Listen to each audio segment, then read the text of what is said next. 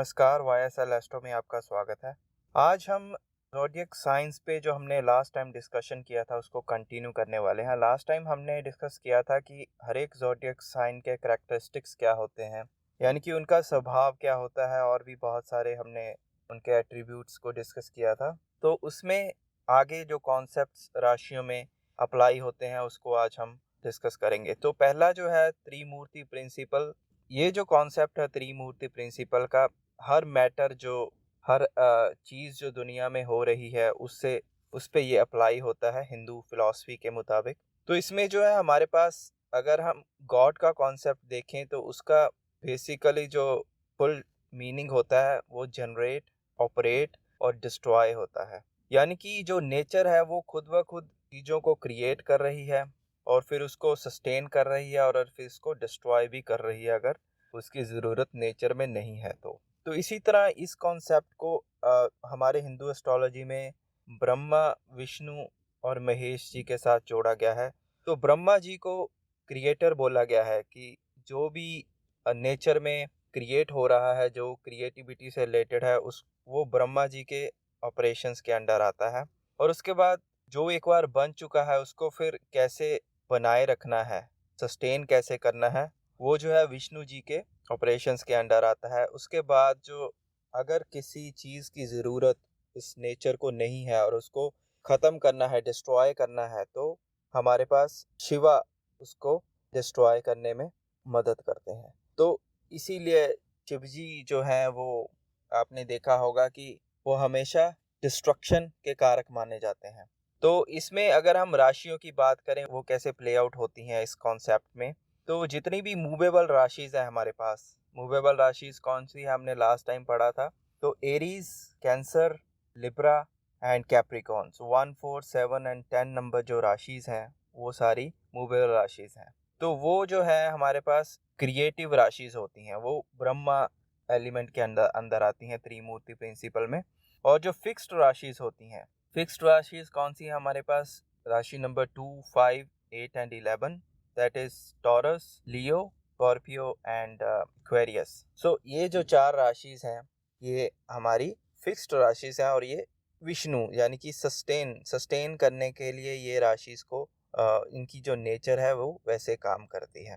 उसके बाद जो डुअल साइंस राशिज़ हैं उसमें त्रिमूर्ति प्रिंसिपल का जो डिस्ट्रक्शन का फैक्टर है, डिस्ट्रक्शन का जो करैक्टरिस्टिक्स है, वो इन राशियों में पाया जाता है। तो इसमें अगर हम थोड़ा और इसको एलेबोरेट करें तो जो ब्रह्मा के रिलेटेड राशिज़ हैं, जो हमारे पास हमने डिस्कस किया कि जो एरीज, कैंसर, लिब्रा और एक्वेरियंस होते हैं, ये जो चार राशिज़ जिनकी प्रोमिनेंट होती है, उनकी जो है वो क्रिएटिविटी स्किल्स बहुत अच्छे होते हैं। वो हमेशा नई चीज़ करने की कोशिश करते हैं जो हमेशा ओरिजिनलिटी और ऑथेंटिकेशन को दिखाता है।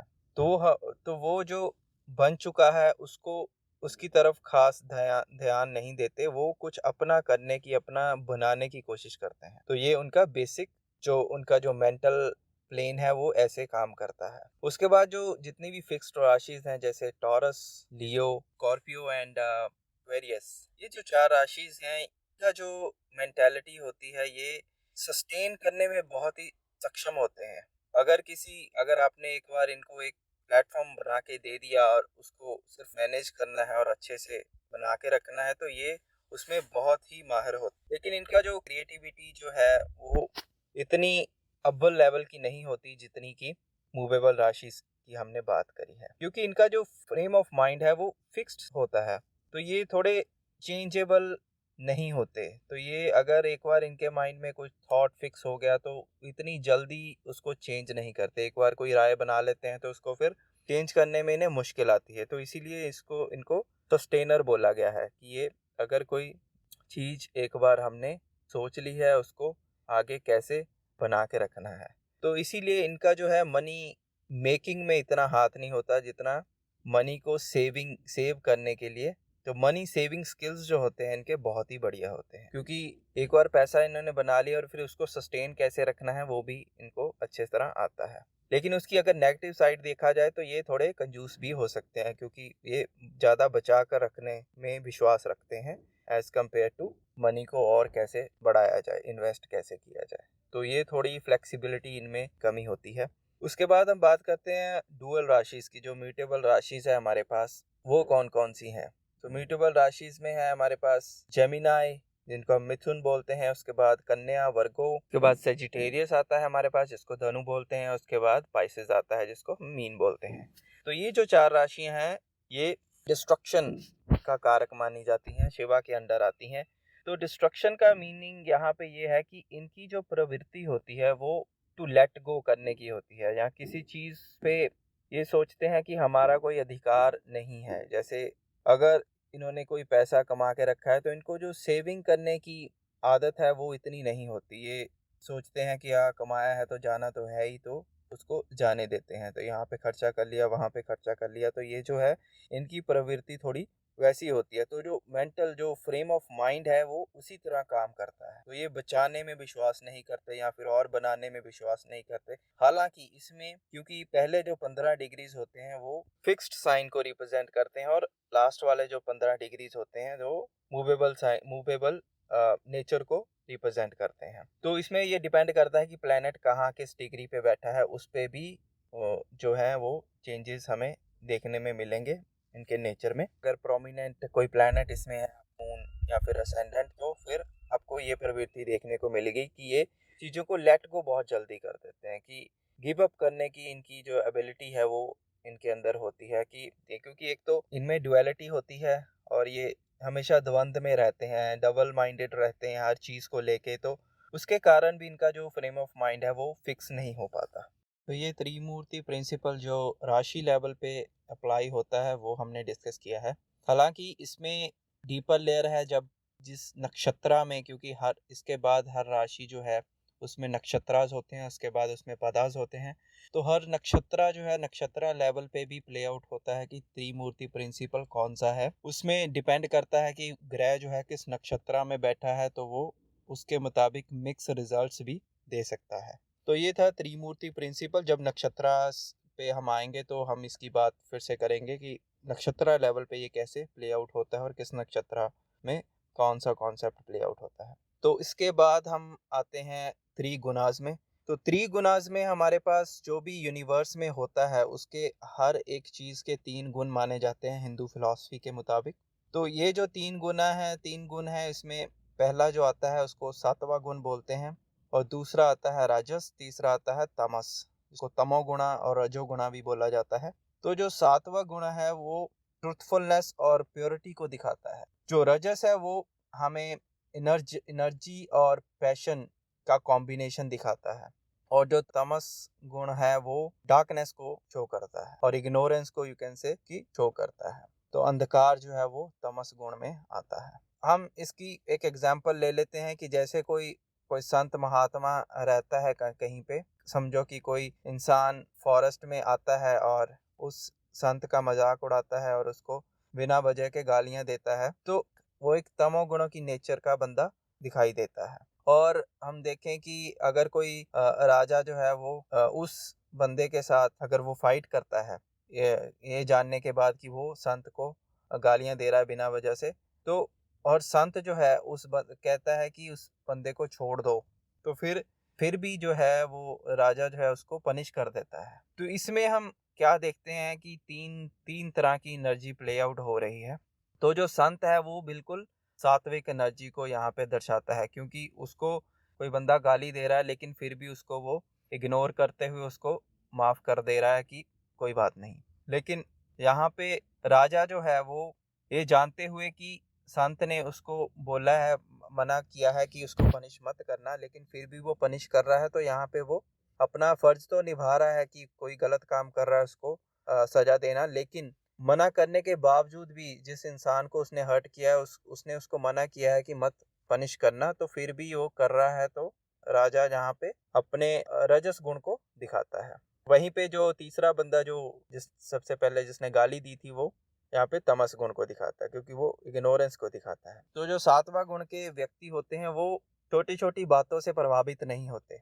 अगर कोई इनको गालियां निकालता है, कुछ बोलता है, गलत बोलता है बिना किसी रीजन के, तो वो उसको इग्नोर करते हैं, के मन में कभी भी बदले की भावना नहीं देखी जाती। लेकिन अगर कोई बिना वजह के ऐसा काम करता है जिसमें मासेस का नुकसान है, यानी कि किसी और का नुकसान है और उसका फायदा है, तो वो डेफिनेटली तमोगुण को दिखाता है।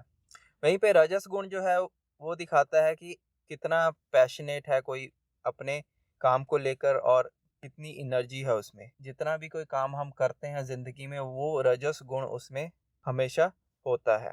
तो रजस गुण में जो है हमारे पास 4 राशियां आती हैं, जिसमें कि पहली है मेष, दूसरी है वृषभ, तीसरी है तुला और चौथी है हमारे पास वृश्चिक। तो एरीज, टॉरस, लिब्रा और स्कॉर्पियो, ये 4 राशियां जो राजसिक राशियां होती हैं। वहीं पे अगर सात्विक राशियों की बात की जाए तो इसमें हमारे पास कर्क आता है, सिंह आता है और धनु आता है और हमारे पास मीन आता है। ये 4 राशियां जो है सात्विक गुण को दिखाती हैं। तमोगुण की राशियों की बात की जाए तो हमारे पास जेमिनाई, वर्गो, कैप्रिकॉन और एक्वेरियस, यानी कि मिथुन, कन्या, मकर और हमारे पास आ जाता है कुंभ।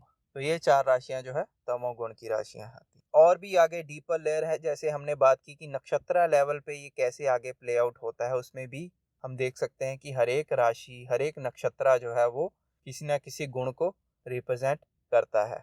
तो इसकी और एक एग्जांपल ले लेते हैं कि जैसे कोई अगर किसी का वीनस जो है या फिर मून जो है अगर किसी का सात्विक राशि में बैठा है, तो जनरली ऐसे इंसान जो होते हैं वो इमोशनली किसी को हर्ट नहीं करना चाहते कभी भी। उनके मन में सबके लिए एक प्यार, सद्भावना ही होती है। कभी किसी को नुकसान पहुंचाने की कोशिश नहीं करते, अनलेस अनटिल उसमें कोई और बुरा ग्रह जो है उस ग्रह को प्रभावित कर रहा हो। तो ऐसे हम इसको देख सकते हैं। ऐसे ही हम देख सकते हैं कि अगर वीनस किसी का है तमस राशि में, तो वो बेसिकली अपने रिलेशनशिप्स में उनके एक्सपीरियंस कुछ ऐसे होंगे कि वो किसी से धोखा खा सकते हैं या किसी को धोखा दे सकते हैं। तो उनमें जो उनका जो मेंटल एबिलिटीज़ होती हैं, जो टेंडेंसीज होती हैं, वो थोड़ी इग्नोरेंस वाली होती हैं कि वो थोड़ा डार्कनेस की तरफ ज़्यादा होते हैं। किसी अपने रिलेशनशिप्स को हैंडल करना उनके लिए थोड़ा सा मुश्किल हो सकता है। वहीं पे अगर रजस साइन में हो वीनस, तो वो बहुत ही पैशनेट और एनर्जेटिक हैं अपने रिलेशनशिप्स को लेकर, क्योंकि वीनस जो है रिलेशनशिप का कारक है, तो वो उसकी एनर्जी जो है इन गुणों के थ्रू ऐसे प्ले आउट हो सकती है। तो इसके बाद हम बात करेंगे 3 दोषास जो हमारे पास होते हैं, हमारी बॉडी में प्रेजेंट होते हैं। ये एक आयुर्वेदा का कॉन्सेप्ट है, जिसमें जो है 3 दोषा हमारे बॉडी में प्ले आउट होते हैं किसी न किसी तरीके से। इन तीनों दोषों को अगर हम बैलेंस कर लें तो हमारा जो है स्वास्थ्य है बहुत ही बढ़िया रहता है। तो आयुर्वेदा में ये बताया गया है कि हमारे पास 5 एलिमेंट होते हैं, जैसे कि हमने बात की थी हर एक राशि का जो एक एलिमेंट होता है, तत्व होता है। तो 5 तत्व कौन से होते हैं? अग्नि, जल, वायु, आकाश और पृथ्वी तत्व। तो ये 5 तत्वों में से कॉम्बिनेशन होते हैं जो इन 3 दोषों को बताते हैं। तो हमारे पास जो सबसे पहले पित्त दोष है वो कॉम्बिनेशन होता है अग्नि और पानी का। फायर एंड वाटर का जो कॉम्बिनेशन है वो पित्त दोष को दिखाता है, या फिर पित्त प्रवृत्ति को दिखाता है आपके अंदर। अगर ये इम्बैलेंस हो जाए तो ये दोष बन जाता है। तो जो पित्त नेचर होती है, क्योंकि जो फायर होती है वो ट्रांसफॉर्मेशन को दिखाती है, यानी कि अब अग्नि में अगर आप कुछ भी डालोगे तो वो उसकी जो है फॉर्म चेंज हो जाएगी। अगर कुछ सॉलिड डालोगे तो वो मेल्ट होके लिक्विड बन जाएगा, या फिर अगर लिक्विड डालोगे तो वो गैस में कन्वर्ट हो जाएगा। तो ये जो कॉम्बिनेशन है, पित्त नेचर है, ये ट्रांसफॉर्मेशन को दिखाता है आपके में। ऐसे ही ये ह्यूमन बॉडी के अंदर डाइजेशन को दिखाता है, जो कि हमारे फूड को कन्वर्ट करके डिफरेंट फॉर्म्स ऑफ एनर्जी में आगे बनाता है। दोष की और बात कर लें कि जैसे जब पित्त नेचर के होते हैं उनमें जो है, क्योंकि वो फायर और वाटर को दिखाता है, तो उनके जो एक्सपीरियंसेस होते हैं बहुत ही कार्मिक होते हैं। इसमें जो राशियां आती हैं उनके प्रति जो एक्सपीरियंसेस होते हैं बहुत ही कार्मिक होते हैं हमारे पास, और वो पैशन को भी दिखाता है। उसके बाद आता है हमारे पास वात नेचर। तो वात नेचर है वो कॉम्बिनेशन होता है एयर और ईथर एलिमेंट का, यानी कि आकाश तत्व और वायु तत्व का जो कॉम्बिनेशन है वो वात को दिखाता है। तो क्योंकि इसमें वायु और आकाश तत्व इन्वॉल्व है, तो ये हमारे बॉडी में, सिस्टम में कोई भी चीज का आदान प्रदान को दिखाता है। जैसे कि ब्रीदिंग हो गई, हम सांस लेते हैं और छोड़ते हैं, ये भी वात का कॉम्बिनेशन है। तो ऐसे व्यक्ति जो होते हैं उनका जो बेसिकली थॉट प्रोसेस है वो हमेशा ही एक्टिव रहता है। उनके पास नए थॉट्स जो है वो आते जाते रहते हैं। तो ये एक क्रिएटिव एनर्जी का कॉम्बिनेशन भी होता है। तो वो हमेशा ही क्रिएटिव रहते हैं, क्योंकि वो एक चीज़ पे अटकते नहीं हैं, वो हमेशा ही कुछ नया करने की कोशिश करते हैं। अगर ये कॉम्बिनेशन, अगर ये इम्बैलेंस हो जाए तो ये हमारे ब्रीदिंग में दिक्कत कर सकता है, हमें गैसियस प्रॉब्लम दे सकता है बॉडी में। उसके बाद आता है हमारे पास कफा नेचर। कफा नेचर में जो तत्व होते हैं वो होते हैं पृथ्वी और वाटर। पृथ्वी और जल तत्व से मिलके ये नेचर बनती है। तो ये क्योंकि पृथ्वी एक फिक्स्ड एलिमेंट है, तो ये हमें चीज़ों को जोड़ने का काम करता है। तो जैसे हमारे ह्यूमन बॉडी में ये हमारे बोन्स को दिखाता है, बोन्स और मांस को जोड़ के रखना भी एक कफन नेचर को दिखाता है हमारे बॉडी में। जैसे कि फैट हो गया, मसल्स हो गया, और हमारा जो स्ट्रक्चर है उसको भी जोड़ के रखना ही एक कफा नेचर में आता है। तो कफा नेचर के लोग होते हैं वो सिस्टम की बैकबोन होते हैं। तो ये लोग जो होते हैं वो फाउंडेशंस ले करते हैं किसी भी चीज़ की, और फिर उसको उसके ऊपर बहुत ही मजबूत बिल्डिंग खड़ी करते हैं। तो ऐसे लोगों के विचार जो होते हैं बहुत ही सुलझे हुए होते हैं, अच्छे से समझे हुए, परखे हुए, परख के ही ये लोग अपने विचारों को प्रस्तुत करते हैं। और अब बात करते हैं कि इनमें राशियां कौन कौन सी आती हैं। तो राशियों की बात करेंगे तो राशि नंबर 1, 5 और 9 जो है, जो कि मेष है, सिंह है और धनु है, ये तीनों राशियां जो है वो पित्त नेचर की राशियां पाई जाती हैं। वहीं पे जो है हमारे पास वृषभ, कन्या और मकर, ये वात नेचर की राशियां होती हैं। इसमें वायु तत्व जो है पाया जाता है। उसके बाद हमारे पास आती है कैंसर, स्कॉर्पियो और पाइसिस, यानी कि कर्क, वृश्चिक और मीन जो है, ये तीनों कफ नेचर की राशियां होती हैं। और लास्ट में 3 राशियां जो बचती हैं हमारे पास, जेमिनाई, लिब्रा और एक्वेरियस, यानी कि मिथुन, तुला और कुंभ राशियां जो है, ये तीनों जो है इनमें मिक्स्ड नेचर पाया जाता है। तो ये तीनों नेचर्स का कॉम्बिनेशन होती है। तो अगर इनमें कुछ दिक्कत आती है, अगर कुछ इम्बैलेंस होता है, तो वो हमारी बॉडी में दोष बनता है। तो उसको पित्त दोष, वात दोष और कफ दोष से हम देखते हैं। इसके बाद हम बात करते हैं कि और क्या क्या चीजें हैं जो हम राशि से देख सकते हैं। तो ये आप देख रहे हैं आप स्क्रीन पे कि टेबल बनाया हुआ है मैंने। तो हम देख सकते हैं कि इसमें जो 4 कॉलम है, पहला कॉलम जो बताता है कि कौन सी राशि नाइट में एक्टिव रहती है और कौन सी राशि दिन में एक्टिव रहती है। सो निशा मीन्स रात्रि और दिवा मीन्स दिन। इसमें है कि हमारे पास कुछ राशियां हैं जो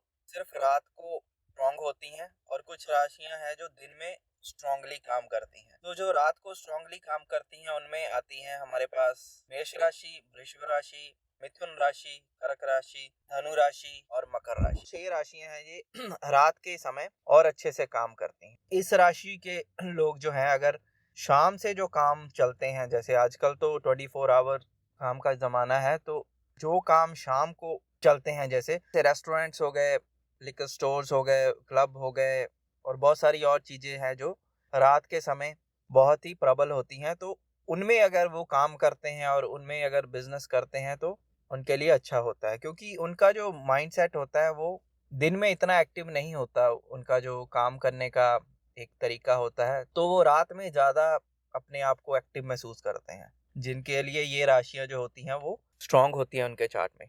तो वो हमें देखना पड़ेगा कि कौन सा ग्रह, अगर 10th हाउस का कोई लॉर्ड है जो इन राशियों में बैठा है, तो भी इनसे कनेक्शन आपके करियर का बनता है। और उसके बाद हम बात करते हैं कि जो डे टाइम में स्ट्रांग होती हैं राशिस, वो कौन कौन सी होती हैं। तो जो रिमेनिंग है हमारे पास, जैसे सिंह राशि है, कन्या है, तुला है, वृश्चिक है, कुंभ है और मीन है। तो ये राशियां जो है ये दिन में बहुत अच्छे से काम करती हैं। तो इनको जो गवर्न करते हैं वो सूर्य करते हैं, सूर्य इनको रूल करते हैं। उसके बाद सेकंड जो आता है हमारे पास, शीर्ष उदय और पृष्ठ उदय राशि, वो क्या होती हैं। तो कुछ राशि जो होती हैं वो शीर्ष उदय होती हैं, जो कि जिसका मतलब है कि वो सर से राइज होती हैं। तो जो माना जाता है कि ये जो शीर्ष उदय राशि होती हैं, ये अपना रिजल्ट जो है वो पहले हाफ में देती हैं अपनी दशा के अकॉर्डिंग। तो जैसे हमारे पास प्लैनेट्स की दशा होती है, ऐसे हमारे पास राशि की दशा भी होती है। तो वो दशा में जब हम आएंगे तो हम डिस्कस करेंगे कि दशा कौन कौन सी होती है और कैसे किस तरह की होती है। तो ये शीर्षोदय जो है वो पहले हाफ में अपने रिजल्ट्स देती है दशा के दौरान।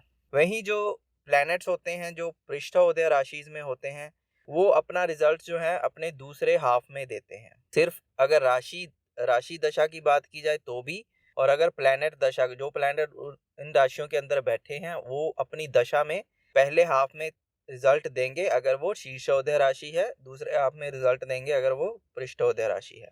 तो अब हम देख लेते हैं कि कौन सी राशि शीर्षोदय है। सो इनमें आती है मिथुन, सिंह, कन्या, तुला और वृश्चिक, और लास्ट में आ जाती है हमारे पास कुंभ राशि। और पृष्ठोदय राशि में आती है हमारे पास मेष, वृष, कर्क, धनु और मकर। और जो एक राशि है मीन, जो कि दोनों हेड और फीट से राइज होती है, तो ये इसका रिजल्ट जो होता है वो मिक्स होता है। तो ऐसे हम इसका जो है आंकलन कर सकते हैं जब हम प्रेडिक्शन बनाते हैं। जो अगला कॉलम हमारे पास आ जाता है वो है वर्ना, जिसको हम क्लास बोलते हैं। तो हिंदुइज्म में आपको पता होगा कि लोगों को या किसी चीज को 4 भागों में, 4 क्लासेस में बांटा गया है, जिसमें आता है हमारे पास ब्राह्मण्स, क्षत्रियस, वैश्यास एंड शूद्रास। तो अगर हम बात करें आज के कॉन्टेक्स्ट में, तो जो ब्राह्मण्स होते हैं वो स्कॉलर्स होते हैं, जैसे जो हाईली एजुकेटेड, जिनके पास नॉलेज बहुत ज्यादा होती है, वो ब्राह्मण क्लास में आते हैं। और जो क्षत्रियस है वो वॉरियर्स की तरह होते हैं, क्योंकि उनमें जो है फायरी एलिमेंट बहुत ज्यादा एक्टिव होता है। जो स्कॉलर्स होते हैं, ब्राह्मण्स होते हैं, उनमें वाटरी एलिमेंट बहुत ही ज्यादा एक्टिव होता है। उसके बाद आ जाता है वैश्यास, जिसको हम जो ट्रेडर्स की श्रेणी में आते हैं, तो जिनका जो है पृथ्वी तत्व जो है वो बहुत ही एक्टिव होता है। तो जितनी भी पृथ्वी तत्व की राशि हैं वो वैश्यस में आती हैं, और जितनी भी वायु तत्व की राशि है वो जो है हमारे पास वर्कर क्लास में आती है। तो लास्ट वाली क्लास है वर्कर्स। तो जो स्कॉलर्स होते हैं वो जितने भी वाटरी साइंस है, जैसे 4, 8 और 12 साइन हो गया, कैंसर, स्कॉर्पियो और पाइसेस, यानी कि कर्क, वृश्चिक और मीन। तो ये तीनों जो राशि हैं स्कॉलर्स में आती हैं। तो इनका जो है, इनके पास विजडम, नॉलेज काफी होता है। इनके जो काम होते हैं वो जैसे मिनिस्टर्स की जॉब होगी, जो नॉलेज और विजडम से रिलेटेड चीजें होगी। तो ये फॉर श्योर जो है इनका नॉलेज के प्रति रुझान ज्यादा होगा, कुछ सीखने की इच्छा इनमें हमेशा होती होगी। उसके बाद जो वॉरियर्स होते हैं वो फायरी साइंस में आते हैं, जैसे हमारे पास मेष हो गया, सिंह हो गया और धनु हो गया। ये तीनों जो है फायरी साइंस है। तो इनकी जो है प्रवृत्ति होती है कि ये वेलिएंट, यानी कि बहुत बहादुर क्लास होती है, और ये या तो किंग बनते हैं, आर्मी चीज जैसे आर्मी में जाते हैं, क्योंकि इनके पास एनर्जी और एक्शन ओरिएंटेशन होता है, गो गेटर्स होते हैं। तो ये सोल्जर्स बनते हैं, आर्मी चीफ्स बनते हैं, किंग्स बनते हैं। तो ये एक क्षत्रिय क्लास आती है। उसके बाद हमारे पास आ जाते हैं ट्रेडर्स। सो ट्रेडर्स जो होते हैं वो जैसे आदान ट्रेडर्स, जैसे वो बिजनेस क्लास में आ जाते हैं। तो वो किन्हीं 2 चीज़ों का आदान प्रदान करना, वो ट्रेडिंग में आ जाता है।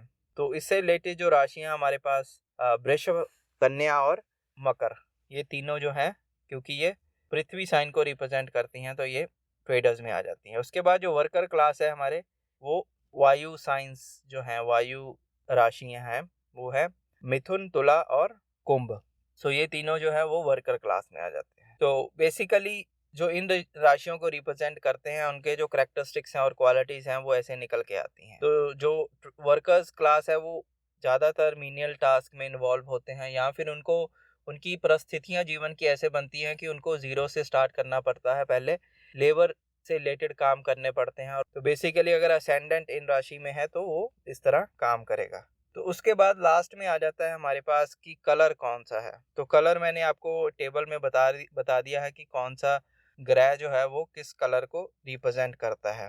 हालांकि इसमें देन और भी डीपर लेयर होगी, जब नक्षत्राज आएंगे तो नक्षत्राज में भी हर एक नक्षत्र का डिफरेंट कलर होता है और डिफरेंट गुण होता है, जैसे हमने डिस्कस किया। डिफरेंट उसमें नेचर होता है, डिफरेंट उसकी क्लास होती है। तो उसके बाद भी देन फिर वो आगे हम फर्दर उसको पदार्थ में भी देखते हैं। तो वो हम आने वाली क्लासेस में देखेंगे कि कैसे इसका रिजल्ट जो है फिर मिक्स करके हम बता सकते हैं। तो ये था आज का विषय हमारा, कि जो राशियां हैं उनका जो कैरेक्टरिस्टिक्स हैं या फिर क्वालिटीज़ हैं वो कैसे देखी जाती हैं, कि कैसे उनका स्वभाव जो है हमारे ऊपर काम करता है।